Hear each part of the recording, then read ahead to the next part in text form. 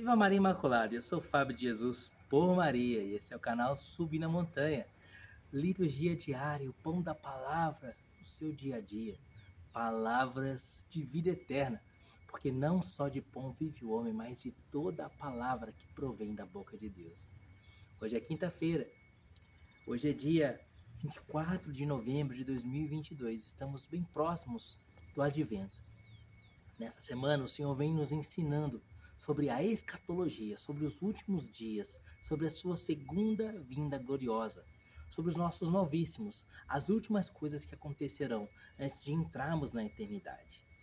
E o evangelho de hoje é uma continuação do evangelho de ontem, esse evangelho que vem se perpetuando, vem se continuando, vem sendo fracionado ao longo dessa semana. E nessa quinta-feira, o evangelho que a igreja nos propõe está em Lucas, capítulo 21, versículos de 20 a 28. Na descrição do vídeo eu vou colocar o texto evangélico.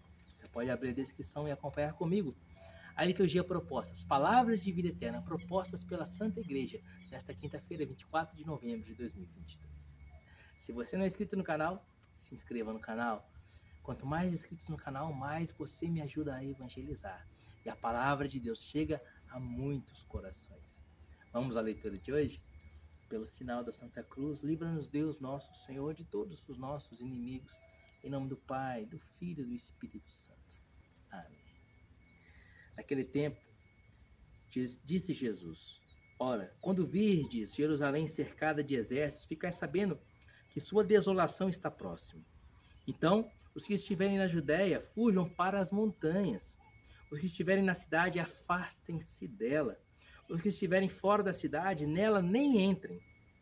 De fato, esses dias são dias de vingança, para se cumprir tudo o que está escrito. Ai das mulheres grávidas e das que estiverem amamentando naqueles dias, pois haverá grande angústia na terra e ira contra este povo. Serão abatidos pela espada e levados cativos para todas as nações. E Jerusalém será pisada pelos gentios, até que se complete o tempo marcado para eles. Haverá sinais no sol, na lua e nas estrelas. Na terra, as nações ficarão angustiadas, apavoradas, com o bramido do mar e das ondas. As pessoas desmaiarão de medo, só em pensar no que vai acontecer ao mundo, porque as potências celestes serão abaladas. Então virá o Filho do Homem, vindo numa nuvem com grande poder e glória. Quando essas coisas começarem a acontecer, reerguei a cabeça, porque a vossa libertação está próxima. Palavra da salvação. Glória a vós, Senhor.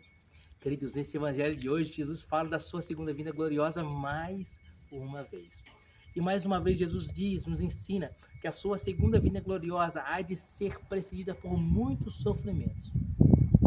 Queridos, essa história da segunda vinda gloriosa de Jesus, isso que há de acontecer no universo, isso que há de acontecer no mundo inteiro, o mundo inteiro há de passar por grandes sofrimentos e grandes tribulações. E eu creio firmemente no meu coração, a minha opinião pessoal, é que isso está muito próximo de se cumprir. Porque todos os sinais que Jesus nos dá da sua segunda vinda gloriosa já aconteceram. Todos os sinais já se realizaram. Já houve guerras, já houve rumores de guerras, já houve fome, já houve peste. Agora mesmo, em 2020, 2021, tivemos o Covid, uma peste tremenda, que assolou o mundo inteiro. Todos os sinais já se cumpriram. Haverá guerras e rumores de guerra. Olha o que está acontecendo na Ucrânia e a Rússia e etc. Enfim, a segunda vinda de Jesus está iminente, é iminente. Jesus há de voltar na sua segunda vinda gloriosa. Mas e aí? O que eu preciso fazer quanto pessoa? Quanto a esse universo que é a minha vida? O que eu preciso fazer? Jesus nos dá duas ordens aqui. A segunda ordem, vamos começar de trás para frente. A segunda ordem é no versículo 28, quando Jesus diz assim: quando essas coisas começarem a acontecer, reerguei a cabeça, porque está próximo a vossa libertação. O que Jesus está dizendo? Quando vocês virem que todos os sinais da minha segunda vinda gloriosa já tiverem se cumprido, vocês devem ficar felizes, vocês devem ficar alegres, vocês devem comemorar, porque eu estou chegando, porque eu estou voltando, e voltando eu vou resgatar a minha igreja, eu vou resgatar os meus eleitos, eu vou resgatar aqueles que são meus, eu vou trazer aqueles que me são fiéis, os meus discípulos, para a vida eterna.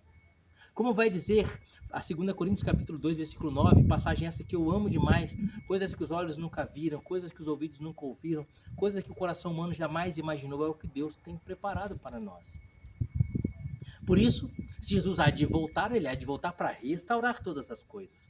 Esse mundo neopagão, esse mundo que virou as costas para Deus, está numa confusão tremenda.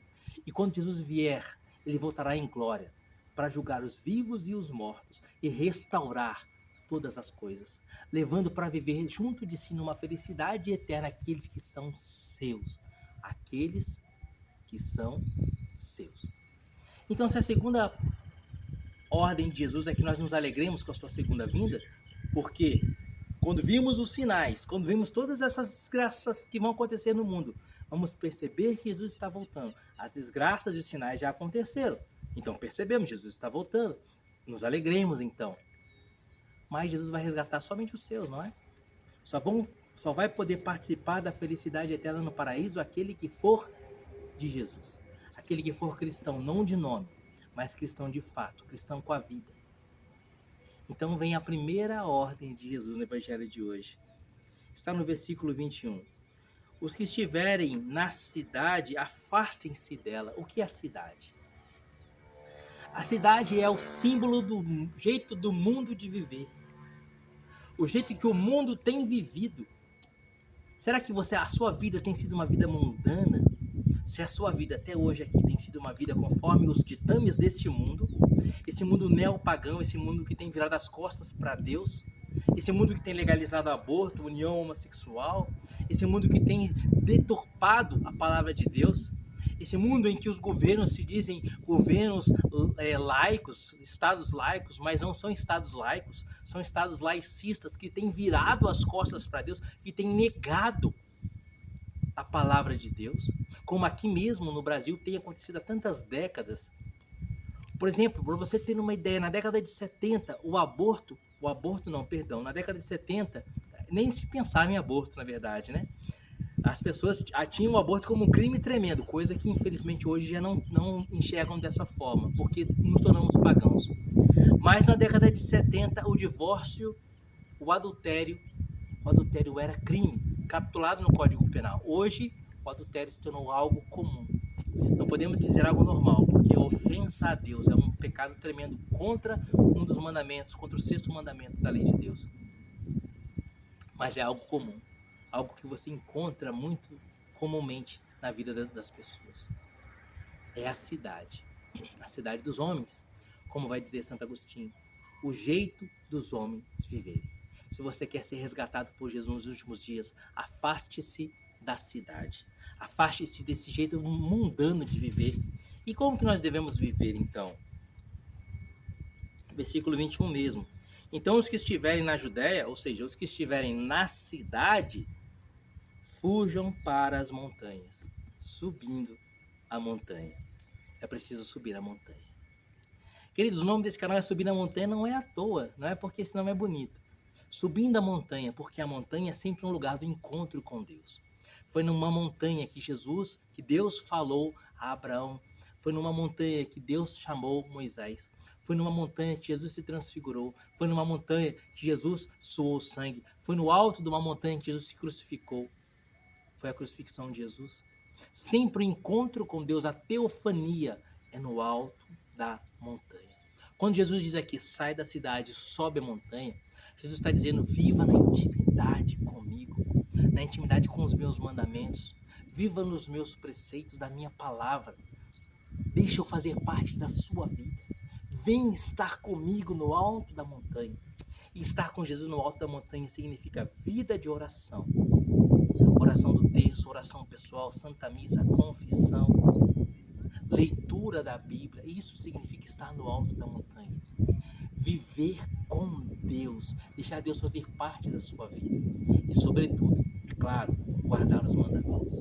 Porque você não tem como ter intimidade com uma pessoa se você vive dia a dia ofendendo essa pessoa, ou ultrajando essa pessoa vai se afastar de você. Não tem como termos intimidade com Deus se vivemos no alto da montanha, se vivemos no pecado. Porque o pecado é ofensa a Deus. Como você vai ter intimidade e conviver com uma pessoa se você dia a dia cospe na cara dessa pessoa?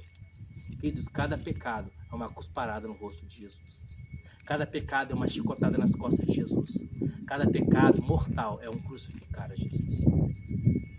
Por isso hoje, meditando que Jesus há de voltar em sua segunda vinda gloriosa, afaste-se da cidade, suba ao alto da montanha. Você entendeu bem, né? Não seja como esse mundo neopagão. Não viva do jeito que o diabo gosta. Não viva, não deixe a vida me levar, a vida leva eu. Não viva do jeito do